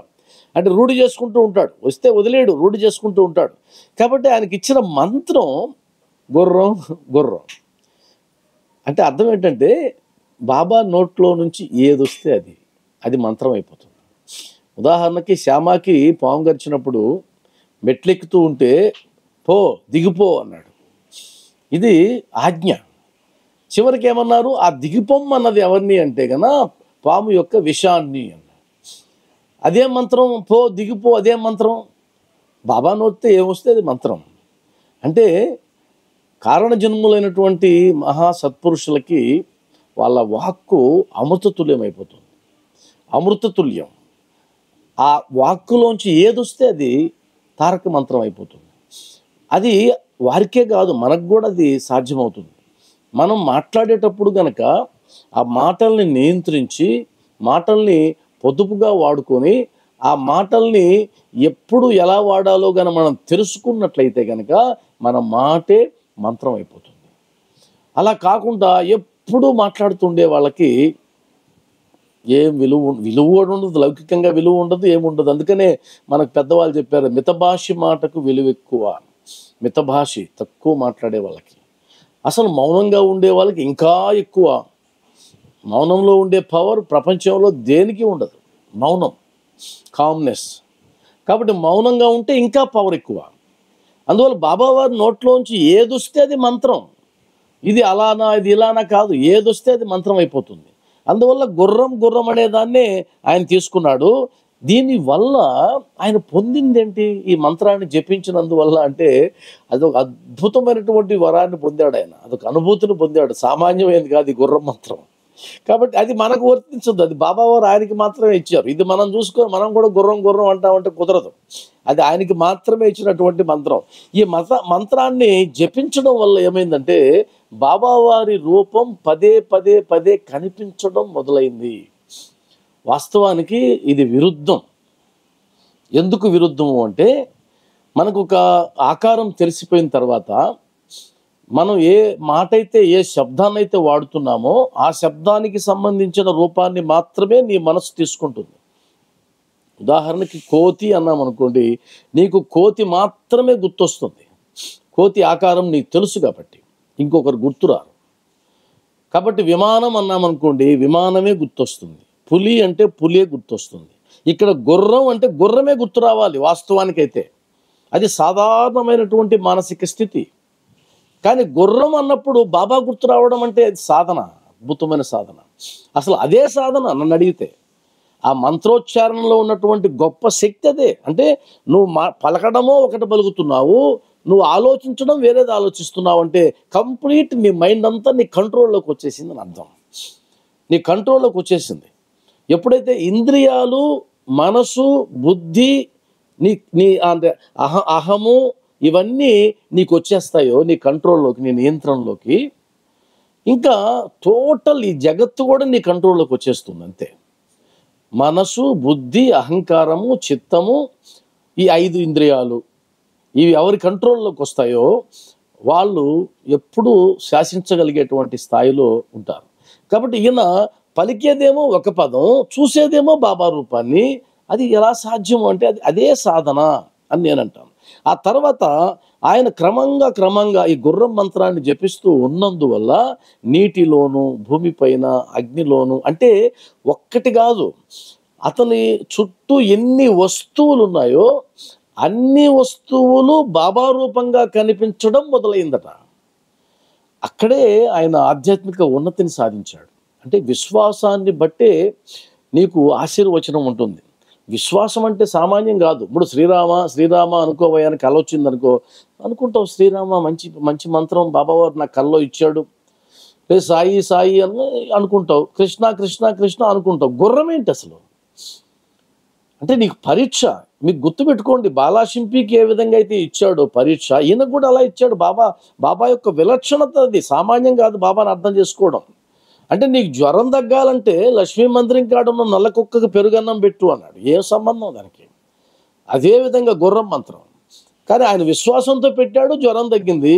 ఈయన విశ్వాసంతో జపించాడు, ఈయనకి ఆధ్యాత్మిక అభివృద్ధి కలిగింది, ఆధ్యాత్మిక ఉన్నతి చూశాడు. కాబట్టి విశ్వాస పరీక్ష ఇదంతా. ఆ విశ్వాసాన్ని నెగ్గిన వాళ్ళకే బాబా యొక్క అనుగ్రహం, దాని విలువ ఎంతో, దాని మహత్యం ఎంతో తెలుస్తుంది. కాబట్టి సాధకులుగా మారడం అంత సామాన్యం కాదు. ఆయన పెట్టే పరీక్షలు తట్టుకోవడం కూడా అంత సామాన్యం కాదు. తర్వాత మరొక సాధన, నేను సాధనల గురించి చెప్తున్నా. మరొక సాధన ఆధ్యాత్మిక మార్గంలో ఉండే వాళ్ళకి ఇది అద్భుతంగా వర్తిస్తుంది. ఆయన అన్నారు ఒకరోజు స్వప్నంలోనే, ఇది కూడా కల్లోనే ఏమన్నారంటే, అరే ఈ పొలానికి కంచె లేకపోతే మేకలు లోపలికి వచ్చి ధ్వంసం చేస్తాయి అన్నాడు. ఈ పొలానికి కంచె లేకపోతే మేకలు లోపలికి వచ్చి ధ్వంసం చేస్తాయి అన్నాడు. ఇది వాళ్ళు అర్థం చేసుకున్నారు సవ్యంగా. అర్థం కాకపోతే అడిగేవాడు. ఒక్కొక్కసారి మహల్సాపతి ఇంటికి వెళ్ళి కూర్చొని బాబావారు ఇలా అన్నారండి, దాని అర్థం ఏంటి అని అడిగేవాడు. ఆయనకు అనుబంధం ఉంది కాబట్టి ఆయన చెప్పేవాడు. ఒక్కోసారి సాటేని అడిగేవాడు, ఒక్కోసారి దీక్షిత్ని అడిగేవాడు, ఒక్కోసారి నానాసాహెబ్ చందోర్కర్ని అడిగేవాడు. ఎందుకంటే అప్పుడు చిన్న వయసు అయింది, చాలా చిన్న వయసు. మనం మాట్లాడుకునే సందర్భానికి చిన్న వయసు కాబట్టి వీళ్ళందరూ పెద్దవాళ్ళే అడిగేవాళ్ళు. అందువల్ల ఆయన ఏమన్న మాట ఏంటి, పొలానికి కంచె లేకపోతే మేకలు లోపలికి వచ్చి ధ్వంసం చేస్తాయి అని అంటే అర్థం ఏంటి? మనం ఈ ఆధ్యాత్మిక మార్గంలో సాధనకి ఏ విధంగా అయితే పుణ్యం వస్తుందో ఆ పుణ్యం పోకుండా కాపాడుకోవాలి. ఇప్పుడు ఉదాహరణకి పారాయణ చేసావు, లేదా ఒక నైవేద్యం పెట్టావు, పూజ చేసావు, సత్సంగానికి హాజరైనావు, షిరిడీకి వెళ్ళొచ్చావు, లేదు ఇంకేదో ఒక సేవ చేసావు, ఒక పేదవాళ్ళకి సహాయం చేసావు, అన్నదానం చేసావు. మీరు ఏం చేసినా పుణ్యం వస్తుంది కదా. ఆ పుణ్యం వచ్చినటువంటి పుణ్యాన్ని ఏం చేయాలి? దాచిపెట్టుకోవాలి, కంచె వేసి దానికి సెక్యూరిటీ ఇచ్చుకోవాలి. లేదంటే మేకలు వచ్చి మేసేస్తాయి. మేకలు అంటే ఇక్కడ ఏం భావించారంటే నీ అహంకారము, నీ అవగుణాలు ఇవన్నీ వచ్చి మేసేస్తాయి. అంటే నీ పుణ్యాన్ని హరించి వేస్తాయి. నువ్వేమో సంపాదించుకుంటూ వెళ్తావు, అవి తినేస్తూ వెళ్తాయి. ఉదాహరణకి 1 గంట సేపు పారాయణ చేసిన తర్వాత పుణ్యం వచ్చింది, బయటకు వచ్చిన తర్వాత మీ పక్కింటి వాళ్ళను, ఆ పక్కింటి వాళ్ళను దూషించావు, అకారణంగా దూషించావు, వాళ్ళ గురించి మాట్లాడావు, చాడీలు చెప్పావు, ఇంకేదో చేసావు. ఏమైపోయింది? ఈ 1 గంట పారాయణ చేసినందువల్ల వచ్చిన పుణ్యం కాస్త మైనస్లో పడిపోయింది, పక్కకి వెళ్ళిపోయింది. ఇది చాలామంది జీవితంలో జరిగేది. అందుకనే చాలామంది అంటుంటారు, ఏమండి మేము ఎప్పుడూ పూజలు చేస్తూ ఉంటాము, కానీ ఎందుకని మాకు ఇంకా కష్టాలు పోలేదు అంటే, పూజలు చేస్తుంటే పుణ్యం వస్తుంది, ఎక్కడో చిల్లి పడింది, కొండ నిండా నీళ్లు పట్టేసావు, చిల్లి ఎక్కడో పడింది, చూసుకోవాలి. ఆ పడిన చిల్లిని గమనించుకుంటా ఉంటే నువ్వు పట్టిన నీళ్ళే గుర్తుపెట్టుకుంటే కుదరదు. కింద నుంచి ఒక రంధ్రం ఉంది, తెలియని రంధ్రం, పగులు ఉంది, ఆ పగుల్లోంచి కారిపోతూ ఉంది. అందువలనే ఆయన జాగ్రత్తగా ఉండమని చెప్పడానికి ఆయన నీ పుణ్యానికి వ్రత నియమాలనే కంచెను వేసుకుని కాపాడుకోలేకపోతే వ్రత నియమాలు నువ్వు ఒక నియమం పెట్టుకోవాలి. వ్రతాన్ని పూనుతాం కదా మనం. ఇప్పుడు అయ్యప్ప దీక్ష వేస్తాం. అయ్యప్ప దీక్ష వేసినప్పుడు మనం వ్రతాన్ని పట్టుకుంటాం, కొన్ని నియమాలు పెట్టుకుంటాం. ఆ నియమాలకి లోబడి మనం ప్రవర్తిస్తాం. నియమాలను దాటేస్తే ఏముంది? ఇంకా కొంతమంది అయ్యప్ప మాల వేసుకుంటారు, బీడీలు తాగుతుంటారు, సిగరెట్లు తాగుతుంటారు. వాళ్ళని అడగండి, ఇది ఏం కాదండి, ఈ ఒక్కటేం కాదు. నేను చాలాసార్లు అయ్యప్ప మాల వేశాను. అయ్యప్ప మాల వేసినప్పుడు ఉండే గురువులు కూడా నేను చూశాను. వాళ్ళు సైగ్గా వెళ్ళి బీడీ తాగుతుంటారు. బీడీ తాగుతున్నప్పుడు మనకు బాధ అనిపిస్తుంది. ఈయనే కదా మన దగ్గర మనకు మెడలో మాలేసింది, ఈయన దగ్గర మాల వేయించుకున్నావే, ఈయనేమో పక్క వచ్చి బీడీ తాగుతున్నాడే అని అంటే, అప్పుడు ఆయన ఏమంటాడంటే ఇది పెద్ద విషయం కాదు, ఇది చిన్న విషయం, ఇది ఆయన ఏమనుకోడు. అంటే రంధ్రం పడింది. నువ్వు ఇంకా 41 రోజులు 2 నెలలు 3 నెలలు మాలేసి ఏం ప్రయోజనం? పోయింది. ఆ విధంగా ఒక్కొక్కటి. అంటే అయ్యప్ప స్వామి వ్రత దీక్షలో ఎన్ని నియమాలు అయితే ఉన్నాయో వాటినన్నిటినీ మనం కంచె వేసి కానీ కట్టుకున్నట్లయితే 41 రోజులు చేస్తే ఇంక జీవితకాలంలో ఎప్పుడు వేయాల్సిన పని లేదు. మరలా అవసరం లేదు. నియమం 41 రోజులే. 41 రోజుల్లో నువ్వు ఎలా ఉండాలని శాస్త్రం నిర్దేశించిందో అలా నువ్వు ఉండాలి. కాబట్టి అలా ఉండాలి. అందువల్ల ఆ వ్రత నియమం అనేది చాలా ముఖ్యమైనది. ఆ వ్రత నియమాల్ని మనం పాటించాలి.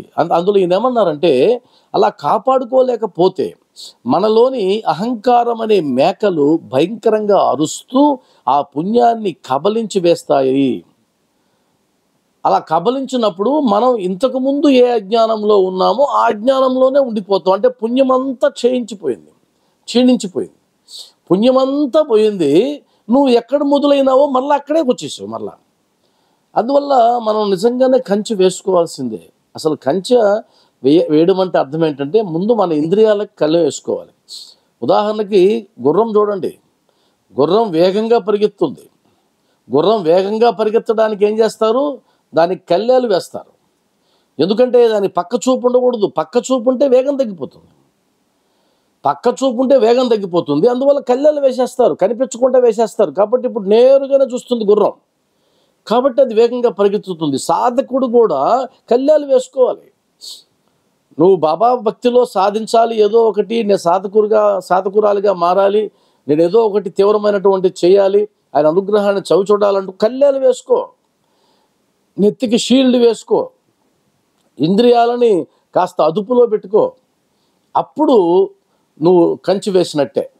అప్పుడు నువ్వు సంపాదించిన పుణ్యం క్షీణించే అవకాశమే లేదు. ఇది ఒక గొప్ప సాధన. ఆయన గొప్ప సందేశం ఇచ్చారు బాబావారు.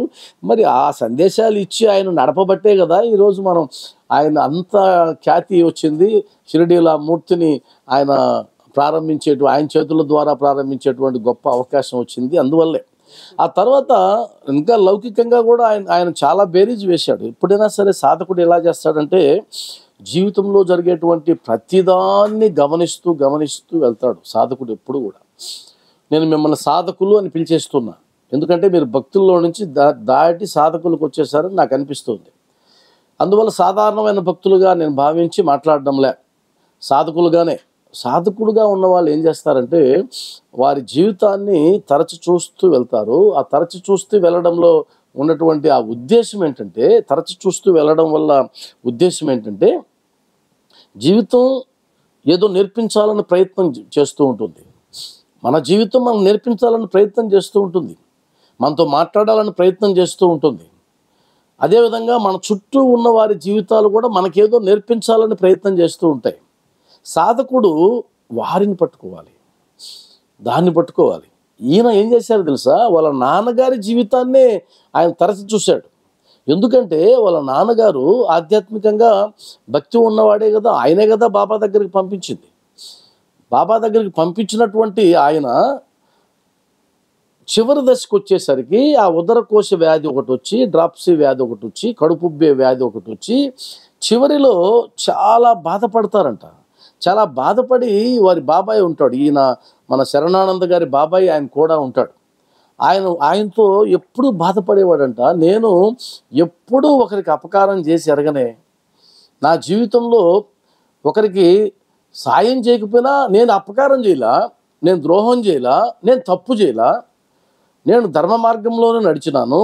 మరి అలాంటి నాకు ఇలాంటి ఎండింగ్ ఏంటి, ఇలాంటి జీవితం ఏంటి? చివరిలో ప్రశాంతంగా చనిపోయే బాధ లేక చనిపోయే అవకాశం ఎందుకు ఇవ్వలేదు ఈశ్వరుడు?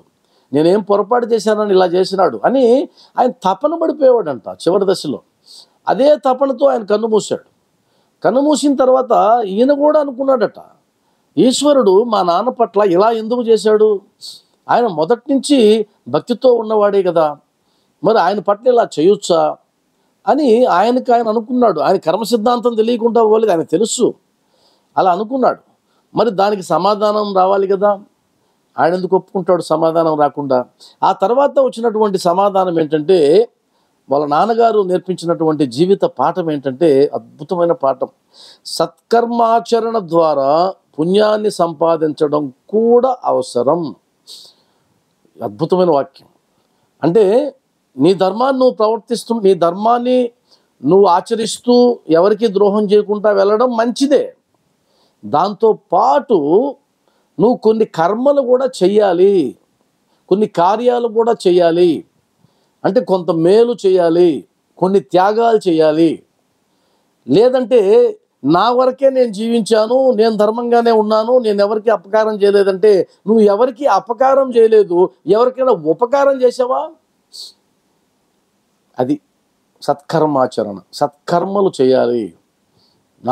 నాకు నేనే అనుకుంటే సరిపోదు, నా వరకు గిరిగీసుకుంటే సరిపోదు అని అంటూ ఆయన ఒక స్టేట్మెంట్ ఏమిచ్చాడంటే, సాధారణ జీవితాన్ని జీవిస్తూ ఎవరికి ఎటువంటి కష్టము కలిగించని మంచి మనిషి జీవితానికి ఈశ్వరుడి దగ్గర ఇదే మూల్యం అని అడిగినటువంటి వాడు. అంటే ఆయన చాలా ధర్మంగా జీవించాడు వాళ్ళ నాన్నగారు.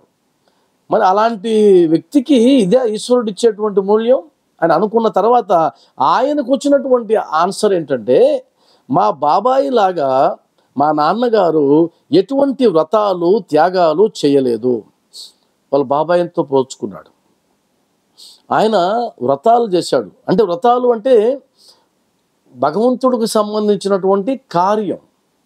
ఇంతకుముందు కూడా చెప్పాడు, రామనామం రామకార్యం. మీకు గుర్తుందో లేదో, విభీషణుడికి హనుమంతుడికి జరిగినటువంటి ఆ సంభాషణలో, ఎందుకు నాకు రాముడు అంత ప్రేమ చూపలేదు, నీకేందుకు చూపిస్తున్నాడంటే, నువ్వు రామనామంతో నువ్వు ఆగిపోయావు, నేను రామకార్యం కూడా చేశాను అంటాడు హనుమంతుడు. నేను రాముడి యొక్క పని చేశాను. కాబట్టి ఆయన అన్నది ఏంటంటే, వ్రతాలు త్యాగాలు చేయలేదు. త్యాగం చేయాలి అంటే నీకున్న దాంట్లో కొంత ఇవ్వాలి, అది కదా. బ్రహ్మజ్ఞానం కోరి వచ్చినటువంటి ఆ ధనవంతుడికి బాబావారు చెప్పేది ఇదే, నువ్వు బ్రహ్మజ్ఞానం కోరడానికి వచ్చావు, కానీ త్యాగ బుద్ధి లేదు నీకు. బాబా స్వయంగా 5 రూపాయల కోసం ఆయన అరువు కోసం పంపిస్తూ ఉంటే నీ కాడ అంతకు 10 ఇంతలు పెట్టుకొని నువ్వు దాన్ని నాకు ఇవ్వాలని అనుకోలే.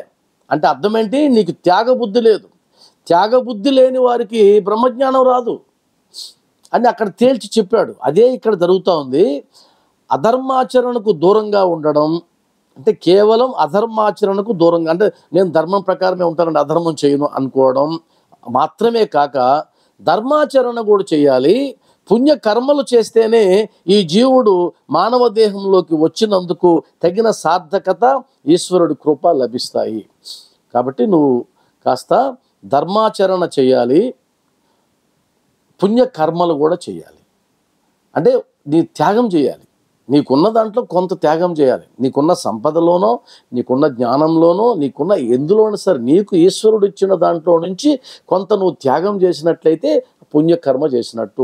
ఆ సత్కర్మ వల్లనే నీకు సద్గతులు కలుగుతాయి. సత్కర్మ మాత్రమే సద్గతినిస్తుంది. నీ బాధ్యత వరకు నువ్వు చేసుకొని హ్యాపీగా ఉంటే సరిపోదు. నేను ఎవరికి ద్రోహం చేయలేదు కదా, అదే గొప్ప అంటుంటారు చాలామంది. నేను సహాయం చేయకపోయినా నేను ఎవరికి ద్రోహం చేయనయ్యా అంటుంటారు చాలామంది. విన్నాం నేను ఆ మాట. నువ్వు సహాయం చేయకపోయినా ద్రోహం చేయలేదు. ద్రోహం చేయడం కాదు, సహాయం కూడా చేయాలి, రెండూ చేయాలి. అది వాళ్ళ నాన్నగారి జీవితం ద్వారా ఆయన నేర్చుకున్నాడు అని అంటారు. అదేవిధంగా బాబావారు తాత్యాసాహెబ్ నోల్కర్కి శక్తిపాతం చేశారు. ఇంతకుముందు మీకు తెలుసు. తాత్యాసాహెబ్ నోల్కర్ జీవితం గురించి కూడా మనం ఇంకొక సందర్భంలో ఎప్పుడైనా మధ్యలో మాట్లాడుకుందాం. శక్తిపాతం చేశారు అంటే తాకారు. అదేవిధంగా బాలాసాహెబ్ బాటేకి కూడా తన వస్త్రాన్ని ఇచ్చి శక్తిపాతం చేశారు. అందువల్ల ఈయనకు జరిగినటువంటి ఒక గొప్ప శక్తిపాతం ఏంటంటే స్వప్నంలో ఈయనదంతా వెరైటీ. స్వప్నంలో జరిగిందే ఈయనకి ప్రత్యక్ష అనుభూతిగా మారింది ప్రతిదీ కూడా. నీకు బాబా ఆశీర్వాదం ఉంది అని శిరస్సుపై తమ వరద హస్తాన్ని ఉంచారు. అంటే ఆయన నీకు నా ఆశీర్వాదం ఉంది అని శిరస్సు పైన ఆయన చేతిని అలా ఉంచారు, ఎక్కడ కల్లో అలానే ఉంచేశారు. చాలాసేపు స్వప్నం వెళ్ళిపోయింది. బాబావారు అంతసేపు నా చేతి మీద నా తల మీద చేయి పెట్టారు ఎందుకు అని అనుకుంటూ ఈయన మదన పడుతూ ఉంటే పక్క రోజు వెళ్తే ద్వారకామాయికి ఆయన తల మీద 5 నిమిషాలు అలా చేయి పెట్టేసి అలానే ఉండిపోయాడు. అంటే బాబావారి హస్తస్పర్శ ఆయన తల మీద 5 నిమిషాలు అలానే ఉన్నది. ఆ ఉండడం ఎంత గొప్ప మార్పు తీసుకొచ్చిందంటే ఆయన శరీరంలోనే ఆయనకి తెలియనటువంటి ఒక దివ్య శక్తి ప్రవేశించిందన్న అనుభూతి కలిగింది. దానినే మనం శక్తిపాతం అంటాం, దివ్య శక్తి. ఇదే విధంగా కొంతమందికి అవకాశం వచ్చినా ఉపయోగించుకోరు. దానికి ఉదాహరణగా ఏం చెప్తారంటే ముక్తారాం గురించి చెప్తారు. ముక్తారాం అనే భక్తుడు సచరిత్రలో ఒక సందర్భంలో మాత్రం వస్తారు. వాస్తవానికి ఆయన గురించి చెప్పుకోవాల్సింది ఏదన్నా ఉంది అంటే కదా ముక్తారాం గురించి.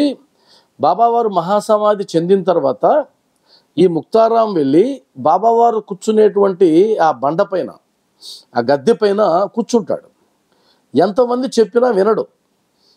పెద్దలందరూ వచ్చి చెప్తారు అది బాబావారి గద్దె, దాని మీద కూర్చోవడానికి వీలు లేదని. అంటే నేను బాబా తర్వాత అధికారం నాకే ఉందని ఆయన వెళ్ళి కూర్చుంటాడు. కూర్చున్న వెంటనే ఆయనకు నీల విరేచనాలు, రక్తపు వాంతులు అయ్యి 3 రోజుల్లోనే చనిపోతారు. ఆయన సమాధి ఈరోజు షిరిడీలోకి వెళ్తే మా సంస్థానంలోకి దత్తమందిరం వెనక పక్క ఉంటుంది ఆయన సమాధి. అది ఆలనా పాలనా లేకుండా ఉంటుంది. అసలు సమాధి అనే బోర్డు కూడా ఉండదు అక్కడ. అంటే ముక్తారాం సమాధి అనే బోర్డు కూడా ఉండదు. అంటే అనామకంగా వదిలేశారు దాన్ని. అది అసలు తుప్పు పట్టిపోయినట్టు ఉంటుంది. గ్రంథాలయం ఈ పక్క ఉంటుంది, మనం చదివేటువంటి పారాయణ హాల్ ఈ పక్క ఉంటుంది, ఈ పక్క గ్రంథాలయం పుస్తకాలు అమ్మేది ఉంటుంది, ఆ మధ్యలో మనకు దర్శనం ఇస్తుంది ముక్తారాం సమాధి. అలా ఉండిపోయింది అది. అలాంటి వాడు అంటే బాబా యొక్క అనుగ్రహానికి దూరమైన వాడని అనుకోవాలి వాస్తవానికి. అందుకనే సంస్థానం కూడా పట్టించుకోలేదేమో ఆయనకు ఒకసారి బాబావారు తన కఫ్నీని ఇచ్చారట. తను ధరించినటువంటి కఫ్నీని ఇస్తే అందరూ కళ్ళకద్దుకొని తీసుకుంటారు ఆ కఫ్నీని. ఈ మహానుభావుడు ఏం చేశాడంటే ఆ కఫ్నీని ఇస్తే బహుమతిగా, మీరు కావాలని చూడండి మహల్సాపతి ఇంట్లో కఫ్నీ ఉంటుంది, బాబావారి ఒరిజినల్ కఫ్నీ ఉంటుంది. దానికి వాళ్ళు అద్దంలో బిగించేసి పూలమాల కూడా వేసి ఉంటారు. ఈయనకు ఒక కఫ్నీ ఇస్తే ముక్తారాంకి ఈ మహానుభావుడు వెళ్ళి దాన్ని శుభ్రంగా ఉతికి ఆరేశాడంట దీక్షిత్ వాడాలు. అంటే మురికిగా ఉంది ఆయన ఆరేసాడు. ఆయన బుద్ధి ఎలా ఉంది, ఆయన ఆరేసేసి మసీదుకి వచ్చాడు. అదే సమయానికి ఈయన వెళ్ళాడు అక్కడికి, శరణానంద్ గారు, వామనరావు గారు వెళ్ళారు.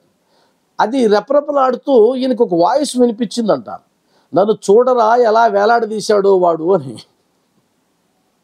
ఈయన ఆ వాయిస్ వినిపించేసరికి ఇదేంటి ఇది అపచారం చేసినాడే ముక్తారాం గారు అనుకొని ఆరేసి ఉండే దాన్ని తీసేసుకొని శుభ్రం కప్పుకొని వచ్చేసాడు మసీద్కి.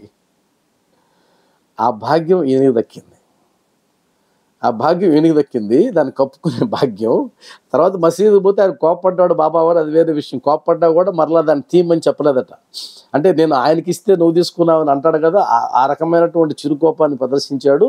కానీ మరలా అది తిరిగి ఇచ్చేయమని అనలేదు. అందువల్ల బాబావారి స్పర్శ అది అమోఘమైనటువంటిది. బాబావారికి సంబంధించింది ఏదైనా సరే అది అమోఘమే కదా.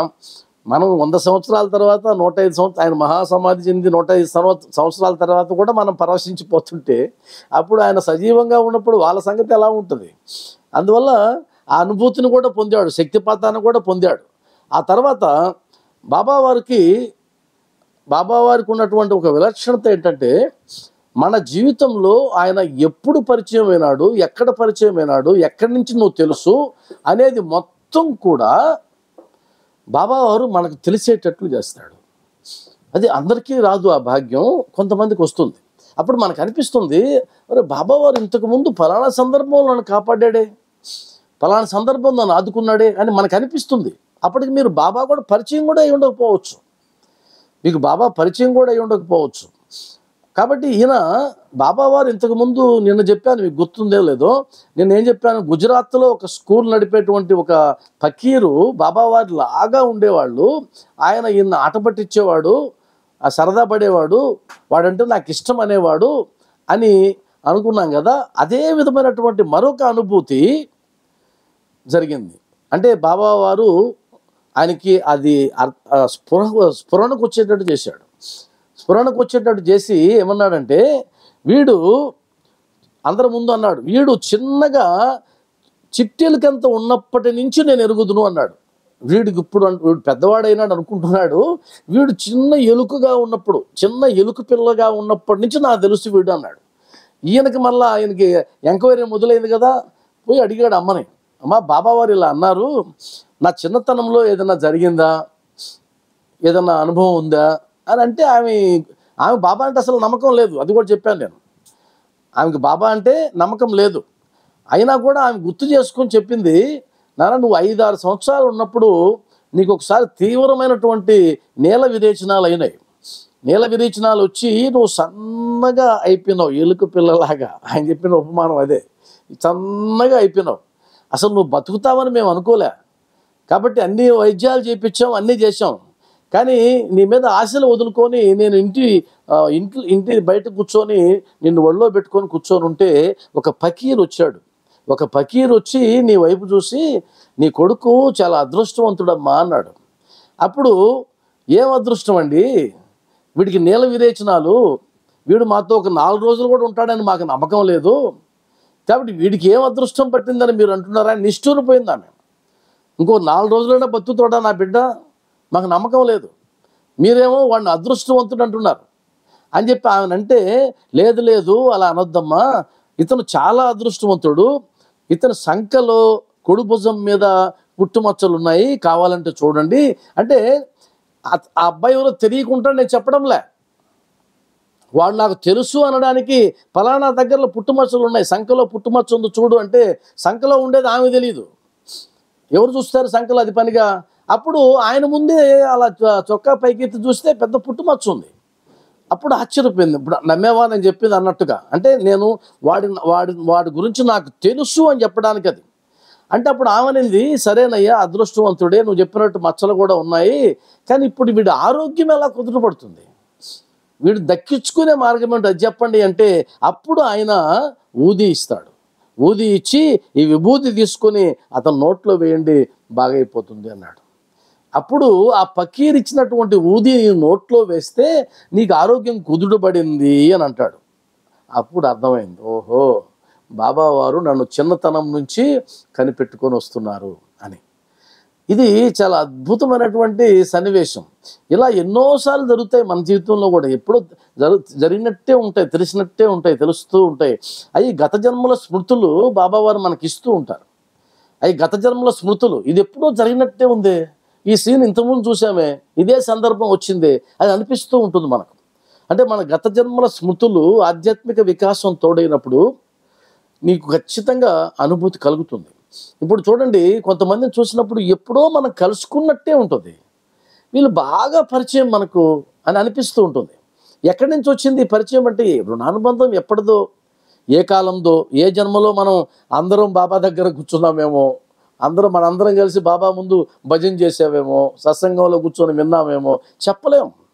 మరలా ఈ రూపంలో మనం కలుసుకున్నామేమో, ఇదంతా బాబా రచనేమో కూడా తెలియదు. ఆ విధంగా బాబా వారిని ఆయన నడిపించుకుంటూ వచ్చాడు చిన్నతనం నుంచి. అంటే ఒక్కసారి బాబా యొక్క ఆశ్రయంలోకి నువ్వు వెళ్ళిన తర్వాత నీ ప్రతి క్షణం వెన్నంటి ఉండేవాడే షిరిడీ సాయిబాబా. ఒక్కసారి ఆయన రక్షణలోకి నువ్వు వెళ్ళిన తర్వాత, ఆయన దృష్టి నీ మీద పడిన తర్వాత, ఈ పార్శ్వంలో మాత్రమే సహాయం చేస్తాడు, ఆ పార్శ్వంలో సహాయం చేయడం అనేది ఏం లేదు. నీది లౌకిక జీవితమైనా, ఆధ్యాత్మిక జీవితమైనా, రాబోయే జన్మలైనా, ఎప్పుడైనా సరే ఆయన నిన్ను కనిపెట్టుకుని ఉండడమే సాయిబాబా యొక్క విలక్షణత. అది ఆయనకు గొప్పతనం. అందుకనే ఇంతమంది మనం ఆయనకి దాసులుగా మారిపోయినాం. ఆ తర్వాత ఒక్కొక్కదాన్ని తీసుకుంటూ వస్తూ ఒక సందర్భంలో నేను ఇందాక చెప్పాను కదా ఒక విషయం మీతో, అంటే నేను 10 సంవత్సరాలుగా బాధపడుతూ ఉన్నా, నేను తప్పు చేశానని ఈరోజు నాకు ఒక క్లారిటీ వచ్చింది, నేను తప్పు చేయలేదు అని అన్నాను కదా మొదట్లో ఈ ప్రారంభించేటప్పుడు. కాబట్టి దానికి సంబంధించిన వివరణ ఈ జీవితంలో నాకు దొరికింది. ఉదాహరణకి బాబావారు ఏదైనా ఒక విలువైన వస్తువును మీకు ఇస్తే, విలువైన వస్తువును ఇంతకుముందు వేరేది మాట్లాడుకున్నాం మనం, అది ఆధ్యాత్మిక సంబంధించి విలువైన వస్తువుని మీకు ఇస్తే అది నీకై నువ్వు ఇతరులకు ఇవ్వవచ్చా అనేది. ఇందాక కఫ్నీ విషయంలో ముక్తారాం ఇవ్వలేదు, ఆయన తీసుకున్నాడు, అది వేరే విషయం. ఒక వస్తువుని బాబావారు నీకు ఇచ్చారనుకోండి, ఏదో ప్రసాదంగానో ఏదో ఇచ్చాడు, దాన్ని మనం ఏమనుకుంటాం, దాచిపెట్టుకోవాలనుకుంటాం కదా. అలా దాచిపెట్టుకోవడం కరెక్టా, ఎవరైనా అడిగితే ఇచ్చేయడం కరెక్టా? నేనేం బాధపడ్డాను, నాకు ఎవరో విగ్రహాన్ని ఇస్తే నేను ఎవరో అడిగితే ఇచ్చేసానే, ఎంత పొరపాటు చేశాను నేను. అలా ఇవ్వకూడదు కదా బాబావారి విగ్రహాన్ని. రాజరాజేశ్వరి గుడిలో పనిచేసే ఒక ఆమె అడిగింది, అయ్యా ఆ విగ్రహాన్ని నాకు ఇచ్చేయండి, నేను మా ఇంట్లో పెట్టి పూజించుకుంటాను అంటే, నువ్వు తీసుకెళ్ళిపోమ్మా అన్నా నేను. తర్వాత బాధపడ్డా, ఎందుకు ఇచ్చేసానా అని. ఇప్పుడు మొన్న కూడా మీరు ముందు చెప్పాను నేను తప్పు చేసినానని. కానీ ఇక్కడ అద్భుతమైన వివరణ బాబావారు ఇచ్చారు. అదేంటంటే బాబావారికి ఒక 15 సంవత్సరాల అమ్మాయి, వయసు గల అమ్మాయి, 15 సంవత్సరాల వయసు గల అమ్మాయి రోజు తాజా పువ్వులు తెచ్చి బాబావారికి, అంటే మనకు పుష్పగుచ్చం అంటాం కదా, ఆ పుష్పగుచ్చం లాగా బాబావారికి ఇచ్చేదంట ప్రతిరోజు. ఆయన దాన్ని వాసన చూసి శరణానందకి ఇచ్చేవాడంట ప్రతిరోజు. ఆ అమ్మాయి తెచ్చివ్వడం, బాబావారు వాసన చూడడం, తర్వాత ఆయన పక్కనే ఈయన ఉంటాడు, ఈయనకి ఇవ్వడం. ఈయన దాన్ని ఎత్తుకొని వస్తూ ఉంటే ఇంకొక అమ్మాయి, ఒక 8 ఏళ్ళ అమ్మాయి రోజు వెంటపడి అడిగేదంట దాన్ని ఇమ్మని. ఈయన ఆ అమ్మాయికి ఇచ్చేవాడు. ఇది రోజు జరిగేది. అంటే 15 సంవత్సరాల అమ్మాయి బాబాకి ఇవ్వడం, ఆయన వాసన చూసి ఆ మల్లె చెండు, ఆ పూల చెండు ఈయనకి ఇవ్వడం, ఈయన వచ్చేటప్పుడు ఆ అమ్మాయికి ఇవ్వడం. మళ్ళీ మసీదుకి వెళ్ళిన తర్వాత బాధపడ్డాం, అయ్యో ఎందుకు ఇచ్చేసానా, బాబావారు ఎంతో ప్రేమతో నాకు ఇస్తే నేనెందుకు ఆ అమ్మాయికి ఇచ్చేసానని బాధపడ్డాం. ఇలా జరుగుతూ ఉంటే ఒకరోజు అనుకున్నాడట, ఇంకివ్వకూడదు ఈరోజు, అది బాబావారి ప్రసాదం కదా, నేను ఒక పెట్టెలో దాచిపెట్టుకున్న అన్నీ, మరి ఇది ఎందుకు దాచిపెట్టుకోకూడదు నేను అని. బాబావారి చిలుము ఒకటి ఉండిందంట, పగిలిపోయినటువంటి చిలుము. ఆ చిలుముని దాన్ని ఆయన నౌరంగి చిలుము అనేవాడంట, దాని పేరు నౌరంగి చిలుము, దాని పేరు పెట్టుకున్నాడు బాబావారు పెట్టుకున్న పేరు. ఆ నౌరంగి చిలుము అనేది పగిలిపోతే బాబావారు ఈయనకి ఇచ్చాడు. ఈయన దాన్ని పెట్టెలో భద్రం చేసుకున్నాడు. బాబావారి వస్తువులు భద్రం చేసుకుంటాం కదా మనం, అలా చేసుకున్నాడు. ఈమెకి రోజు అమ్మాయికి ఇచ్చేస్తూ ఉన్నాడు కదా, 8 ఏళ్ళ అమ్మాయికి. ఆ రోజు అనుకున్నాడు ఇంకివ్వకూడదని. ప్రతిరోజులాగానే ఆ 15 సంవత్సరాల అమ్మాయి వచ్చింది, బాబావారికి ఇచ్చింది, ఆయన వాసన చూశాడు, ఈయనకి ఇచ్చాడు. ఈయన వస్తూ ఉంటే ఆ అమ్మాయి అడిగింది, ప్రాధేయపడింది, కానీ ఇవ్వలేదు. నేను ఇవ్వను, నేను బాబాని దాచిపెట్టుకుంటానని చెప్పి నేరుగా వెళ్ళి దాచిపెట్టుకొని, ఈరోజు నేను సరైన పని చేసినాను, ఇప్పుడు దాకా పొరపాటు చేసినాను అనుకొని పక్క రోజు వెళ్తే ఆ 15 సంవత్సరాల అమ్మాయి పూలగుత్తి ఇచ్చింది, ఆయన మాత్రం ఈయనకి ఇవ్వకుండా పక్కన ఉండే సేవకుడికి ఇచ్చేసాడు. అప్పుడు అర్థమైంది, నేను చేసిన పని బాబావారికి నచ్చలేదు అని వచ్చింది. ఎందుకంటే కనుక బాబావారు ఏదైనా సరే ఇచ్చిన తర్వాత దాన్ని, అది ఎంత ఇష్టమైనదైనా సరే ఎవరైనా వచ్చి అడిగితే నువ్వు వెంటనే ఇచ్చేయాలి. అదే కదా త్యాగం అని ఇప్పుడు దాకా చెప్పుకునేది. మనం దాచుకోవడం కాదు. మనం ఏమనుకుంటామంటే మన ఆలోచన గుర్తుగా ఉంటుంది కదా.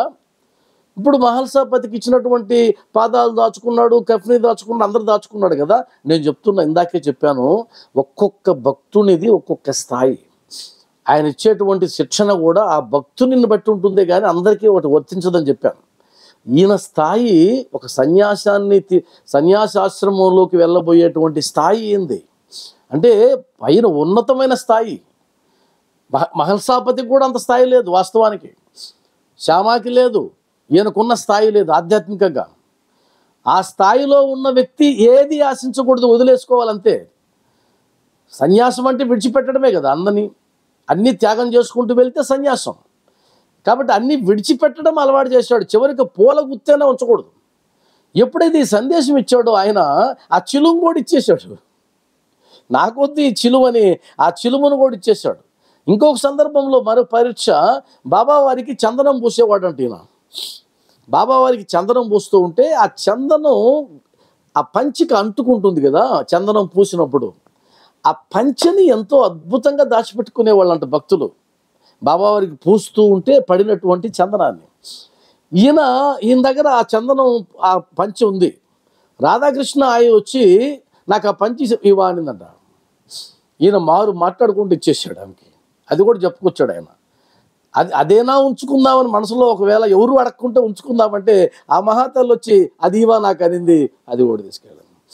అంటే కర్ణుడికి ఏ విధంగా అయితే పరీక్షలు పెడతారో చివరికి అన్ని దానం చేసేటట్టు ఒక్కొక్కరు వచ్చి ఎలా తీసుకెళ్తారో ఆ విధంగా తీసుకెళ్ళేవారు అనమాట. అందువల్ల నాకు ఇది చాలా అద్భుతంగా నచ్చింది. నేను కొద్దిగా తృప్తిగా ఫీల్ అయ్యేటువంటి ఒక అవకాశం నాకు ఇక్కడ దొరికింది. అదేవిధంగా ఆయన సహస్రారంలో నుంచి ఆయనకి అది ద్వారం తెరుచుకుంటుంది. ఇక్కడ సహస్రారం అంటే దాన్ని ఏమంటాం, బ్రహ్మరంధ్రం తెరుచుకుంటుంది. అది బాబావారు ఇచ్చినటువంటి గొప్ప సందేశం. ఒక సందర్భంలో సాటే లాంటి వాళ్ళందరికీ చర్చ జరుగుతుంది. బాబావారు ఎందుకని ఈ వామన్ రావుని ఇక్కడే ఉంచేశాడు, ఎందుకని వెళ్ళడానికి అనుమతి ఇవ్వలేదు అని అంటే, ఉపాసనీ మహారాజ్ పక్కనే ఉంటాడట. ఉపాసనీ మహారాజ్ అంటాడు, వాడికి ఇంకొక తలుపు తెరవాలని బాబావారు అనుకుంటున్నారు అన్నారట. ఇంకొక తలుపు అంటే ఇక్కడ. వాళ్ళ మాటలు ఎంత మర్మంగా ఉంటాయో చూడండి. అప్పుడే ఆ క్షణంలోనే ఈయనకి ఆ అనుభూతి పొంది వచ్చాడు అక్కడికి.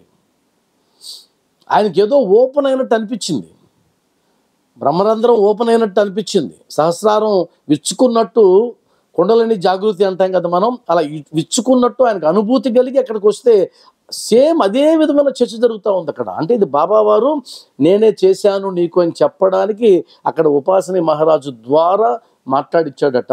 వాడికి ఇంకొక తలుపు తెరవాలని బాబావారు అనుకుంటున్నారు, అందుకనే ఉంచేసి ఉంటారు అనేసి. ఆ విధంగా ఆధ్యాత్మికంగా గొప్ప అనుభూతిని కూడా ఆయనకి ఇవ్వడం జరిగింది. ఆ తర్వాత చివరిగా వైరాగ్య భావన. ఎంత చేసినా వైరాగ్యం రావాలి కదా. వైరాగ్యం రాకుంటుంటే ఏం చేసినా ఉపయోగం ఉండదు. ఇప్పుడు సన్యాసాశ్రమంలోకి వెళ్ళాలి అంటే ఏది మార్గం, మొదటి స్టెప్ అంటే వైరాగ్య భావనే. వైరాగ్య భావన రావాలి. వైరాగ్య భావన లేకుండా మనం ఉన్నతి స్థాయికి వెళ్ళలేం. సరే, వైరాగ్యం గురించి చాలా పెద్ద చాప్టర్, అది మన సందర్భం వచ్చినప్పుడు మాట్లాడుకుంటూ ఉందాం.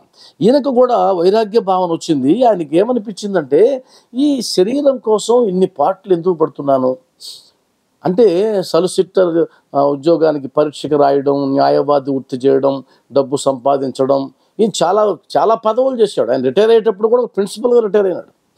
రిటైర్ అయ్యేటప్పుడు కూడా ప్రిన్సిపల్గా ఉండి రిటైర్ అయినాడు 1951లో, 1950లో రిటైర్ అయినాడు. కాబట్టి ఎందుకింత నా పొట్టకి అంత అన్నం సరిపోదా, అంత సరిపోతుంది కదా, మరి నేను నా కోసమే ఎందుకు బతకూడదు, ఇతరుల కోసం కూడా ఎందుకు బతకాలి, అంటే కుటుంబం అది ఇది అంతా ఎందుకు చేయాలి అని ఒక వైరాగ్య భావనలోకి వెళ్ళిపోతే, అప్పుడు బాబావారి నుంచి ఒక మెసేజ్ వచ్చింది. అదేంటంటే, మనం చేయవలసిందంతా మిగతా వారి కోసమే, మన కోసం ఏమి చేయాల్సిన అవసరం లేదన్నాడు. మన కోసమైతే ఏం చేయాల్సిన అవసరం లేదు, మనం చేయాల్సిందంతా మిగతా వారి కోసమే. అంటే అప్పటి నుంచి మిగతా వారి కోసం అంటే దాన్ని ఎలా అర్థం చేసుకున్నాడంటే, నా జీవితం నా కోసం కాదు, ఇతరుల కోసం. అప్పటి నుంచి సాయితత్వ ప్రచారాన్ని విరివిగా చేశాడు. విరివిగా చేసి బాబా గురించి ఎవరైనా మాట్లాడితే అధికారికంగా ఉంటుందో ఆ స్థాయికి వెళ్ళాడు. ఆ స్థాయికి వెళ్ళి గ్రంథాలు ఎన్నో రాసి, ఆయన రాసిన గ్రంథం పేరు సాయిబాబా ద సూపర్ మ్యాన్, ఇంగ్లీష్లో రాశాడు. అసలు ఆ పదమే అప్పుడు అబ్బురపరిచుంటుంది అందరినీ. సాయిబాబా ద సూపర్ మ్యాన్ అని రాశాడు, ఇంగ్లీష్లో రాశాడు, గుజరాతీలో చాలా గ్రంథాలు రాశాడు. నిన్న మనం అనుకున్నాం కదా, 3 సంవత్సరాల్లో 14 గ్రంథాలు రాశాడు ఆయన. 3 సంవత్సరాల్లో 14 గ్రంథాలు.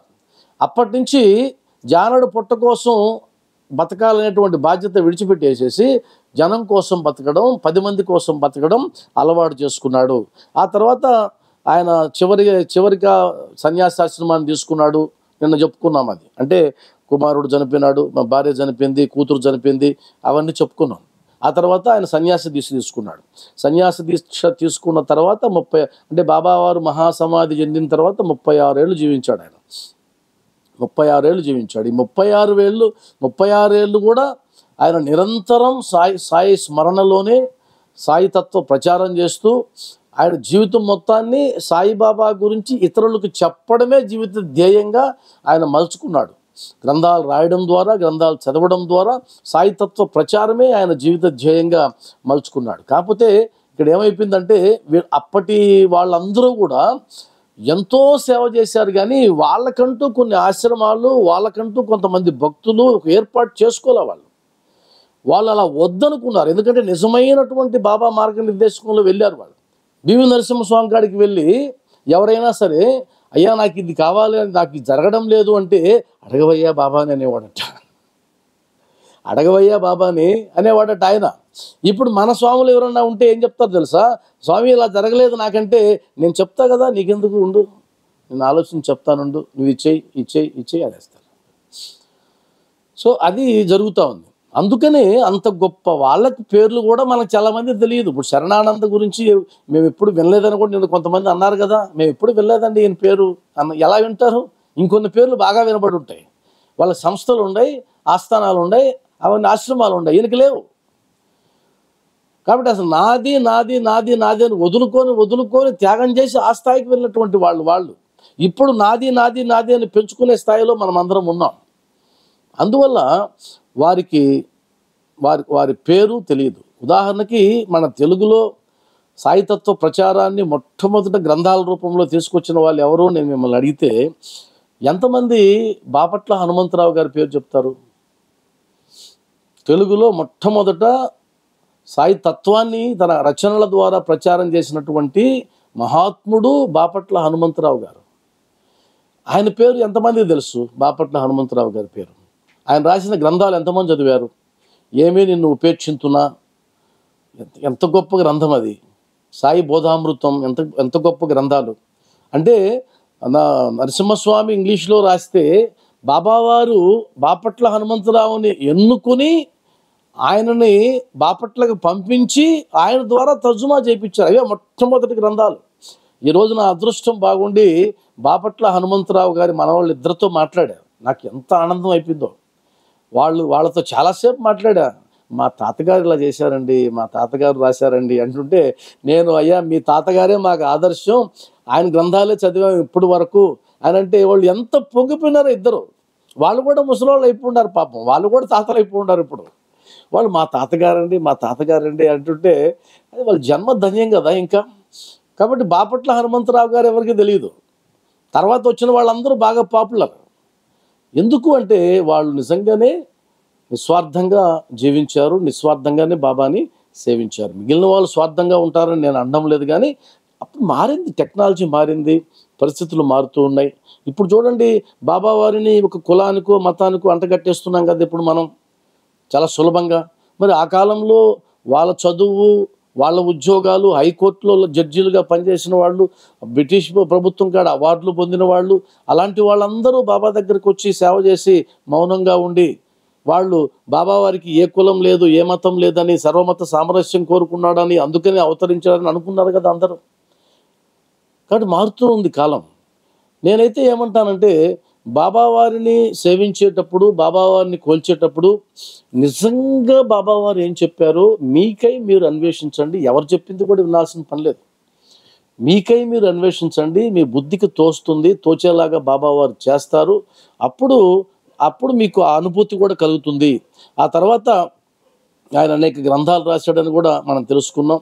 1950లో పదవి విరమణ చేశాడని, 51లో భార్య, తర్వాత కొడుకు, తర్వాత కుమార్తె కూడా చనిపోయింది. తర్వాత సన్యాసాశ్రమాన్ని తీసుకున్నాడు. తన వామనరావు అనేటువంటి పేరుని ఆయన శరణానందగా మార్చుకున్నారు.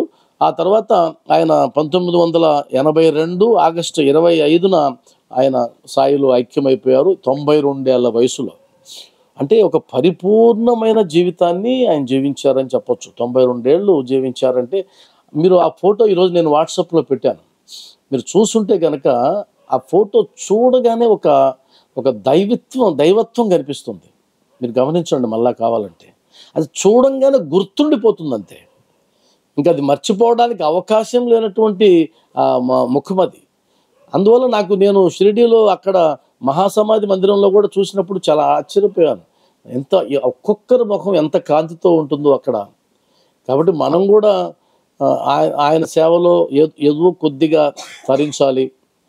అందరూ ఎంతెంతో అంటే ఆ, పెద్ద పెద్ద టన్నులు తీసుకున్నా మనం ఏదో 100 గ్రాములు 50 గ్రాములైనా ఆయన నుంచి అనుగ్రహాన్ని పొందగలగాలి అనేటువంటి ఆశతో మనందరం ముందుకెళ్తున్నాం.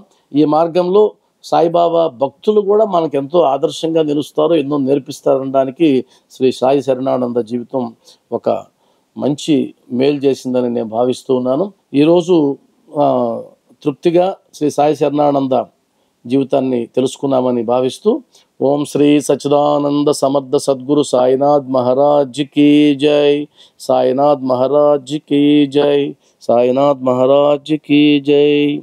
స్వస్తి.